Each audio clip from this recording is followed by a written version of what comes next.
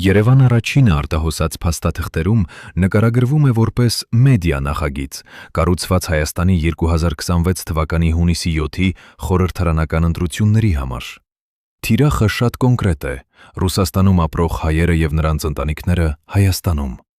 Փաստաթղթի հաշվարկը վերացական չէ։ Այս ընտրություններում Հայաստանում քվեարկողների թիվը 2,5 միլիոնից քիչ է,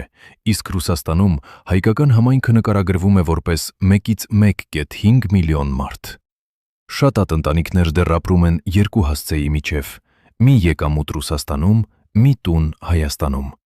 Փոխանցումներ, հեռախոսազանգեր, հարազատներ, գործատուներ, համայնքային էջեր եւ Telegram խմբեր դառնում են քաղաքական խողովակներ։ Նախագիծը հենց այդ կապն է օգտագործում նույն ուղերձը կրկնելու համար։ Ձեր աշխատանքը, փոխանցումները, անվտանգությունը եւ ընտանիքի բյուջեն կախված են նրանից, որ Հայաստանը մնա Մոսկվային մոտ։ Հետո գալիս է քաղաքական առաջադրանքը։ Փաստաթղթերում նշված է երկու նպատակ՝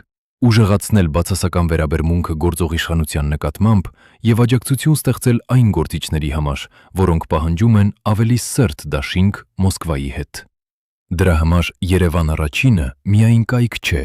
դա ամսական բովանդակության մեքենա է, 200 մեծ հոդված, 200 կարճ լուր, 500 նկարազարդում եւ 10 տեսանյութ՝ Երևան կետվանով, VK-ով, Zen-ով, Telegram-ով, Facebook